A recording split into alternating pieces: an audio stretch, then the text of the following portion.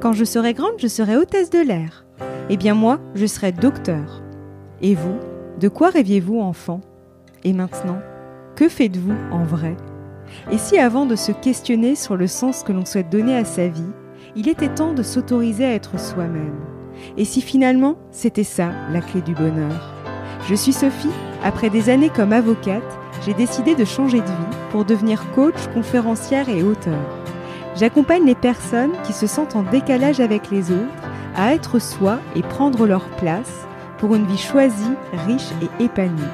Chaque jeudi, je partage avec vous, seul ou avec mes invités, des conseils et des réflexions pour mieux se connaître, cultiver sa confiance et son estime de soi et reprendre les rênes de sa vie. Nous allons voir comment faire un choix quand on a trop d'idées. Vous avez peut-être tendance, comme moi, à avoir beaucoup d'idées. Et donc vous vous éparpillez ou alors vous vous perdez dans ce flot d'idées et vous avez des difficultés à choisir les plus pertinentes. De plus, vous pouvez parfois avoir peur de vous enfermer si vous choisissez une idée plutôt qu'une autre. Dans cet épisode, je vais vous donner 3 conseils pour faire un choix quand on a trop d'idées. L'objectif est de vous aider à faire le bon choix pour vous afin que vous puissiez passer à l'étape suivante, à savoir concrétiser ce choix. Comme on le sait, une idée n'a aucune existence tant qu'on ne la matérialise pas grâce à des actions concrètes. Pour cela, il est nécessaire de définir un plan d'action, même si ce mot peut parfois rebuter. On va d'abord commencer par lire l'avis du jour. Aujourd'hui, c'est celui d'Élodie Offray. Ce podcast est une mine d'or. En toute simplicité et authenticité, Sophie et ses invités nous partagent leurs clés sur la voie de l'épanouissement et aussi pour oser être soi, trouver, retrouver du sens dans nos vies pro-perso, se réinventer à tout moment et plus particulièrement pour moi la partie zèbre et hypersensibilité qui m'apporte énormément. Merci Sophie pour tout ce que tu fais. Un grand merci pour votre message qui me touche beaucoup. Je suis toujours très heureuse de vous lire. Vous aussi, si vous avez envie de soutenir Il y avait une fois, vous pouvez le faire en mettant des étoiles et en laissant un avis sur votre plateforme préférée que je lirai au cours de l'année dans un épisode. Avant de vous donner les 3 conseils pour vous aider à faire le tri dans vos idées, j'aimerais relever une croyance que l'on peut avoir parfois. En effet, on peut croire que le fait de choisir ou de privilégier une idée plutôt qu'une autre va nous fermer à d'autres possibilités. Lorsque j'étais encore salariée et que je réfléchissais à une nouvelle orientation, j'avais peur de faire un choix que je pourrais regretter par la suite, soit parce que je finirais par m'ennuyer au bout d'un certain temps, soit parce que cela ne correspondait pas à l'idée de départ que je pouvais m'en faire. Du coup, cela me rassurait d'avoir plusieurs choix possibles pour me laisser une marge de manœuvre. Il est néanmoins important de faire un tri dans ses idées afin de pouvoir concentrer son énergie sur celles qui nous animent le plus et qui nous semblent les plus pertinentes. Parce qu'il y a les idées que l'on peut avoir, mais c'est toujours important de pouvoir les confronter à la réalité. Mais avant, comment faire un choix et si possible le bon choix ? Mon premier conseil est de faire un petit exercice de visualisation et de noter sur un papier tout ce qui vous vient. Imaginez la vie de vos rêves dans 1 an, d'un point de vue professionnel, financier, personnel, familial, etc. Ne vous censurez surtout pas. Imaginez que tout est possible. Autorisez-vous à rêver et à voir grand, même si vous avez certaines choses qui vous bloquent en ce moment. Par exemple, vous n'avez pas le temps, vous avez des enfants à vous occuper, vous avez un métier trop prenant. Laissez libre cours à votre imagination. C'est vraiment important de noter à l'écrit tout ce qui vous vient. Cela permet de mieux visualiser ce à quoi vous aspirez. Si rien ne vous vient en tête, prenez le temps de vous poser. Isolez-vous un instant. Commencez à écrire et laissez les choses venir toutes seules.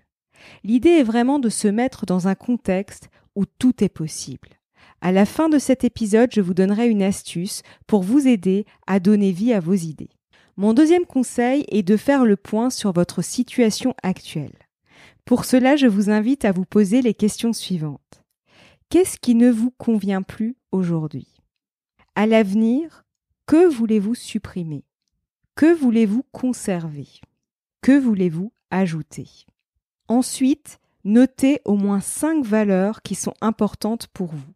Il s'agit de valeurs sur lesquelles vous ne souhaitez pas transiger et donc qui devront être prises en compte dans le cadre de votre prise de décision. Enfin, notez vos besoins. Par exemple, j'ai besoin de me sentir aligné avec ce que je fais. J'ai besoin de réaliser une activité qui ait du sens pour moi. J'ai besoin de respecter mon rythme, etc. Mon troisième conseil est de lister toutes vos idées en vrac et de les confronter à ce que vous avez pu noter jusque-là.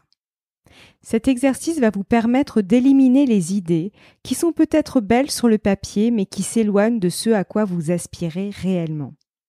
Parmi les idées restantes, je vous invite à les prendre une par une et à vous imaginer en train de les réaliser. Est-ce que cette idée correspond à la vie de vos rêves dans un an ? Soyez honnête avec vous-même. Si vous laissez votre mental de côté un instant et que vous vous connectez à votre cœur, normalement, il ne vous restera que les idées qui sont les plus justes pour vous. Généralement, si vous avez suivi ces 3 conseils, il devrait vous rester 3 à 4 idées maximum. Parmi les idées retenues, je vous invite à sélectionner celles qui vous animent le plus. Le fait de la sélectionner ne signifie pas que vous écartez les autres idées. Vous pouvez les garder précieusement dans un carnet, par exemple. L'objectif est de prioriser. C'est ce qui va vous permettre de passer de l'idée à sa concrétisation. J'ai d'ailleurs remarqué qu'il est important de tester ses idées en posant des actions concrètes pour se conforter dans ses choix. En effet, il arrive que certaines idées ne soient pas aussi séduisantes qu'il n'y paraît, une fois que l'on pose les premières actions.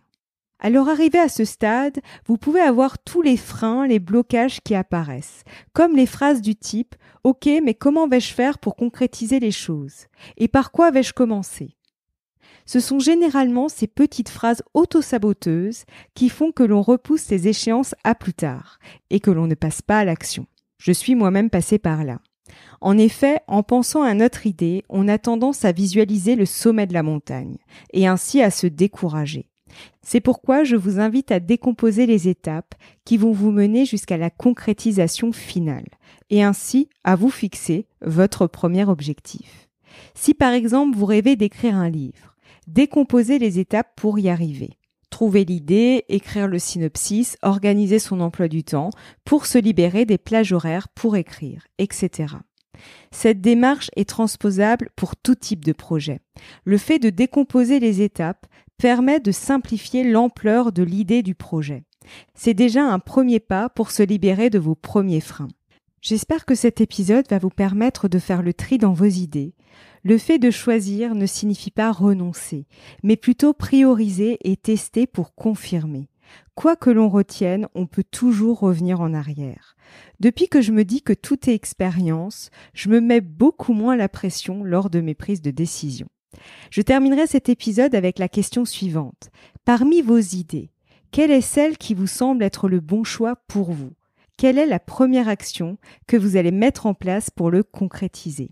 N'hésitez pas à m'en parler en commentaire sur YouTube ou en message privé sur mon compte Instagram Il y avait une, je serai ravie de vous lire. Si cet épisode vous plaît, je vous serais vraiment reconnaissante de laisser un commentaire avec un maximum d'étoiles sur Apple Podcast ou votre plateforme préférée pour m'aider à le faire connaître. N'hésitez pas à le partager si ce podcast vous semble être utile à d'autres personnes. Je vous souhaite une très belle journée ou une très belle soirée et vous donne rendez-vous la semaine prochaine. À bientôt!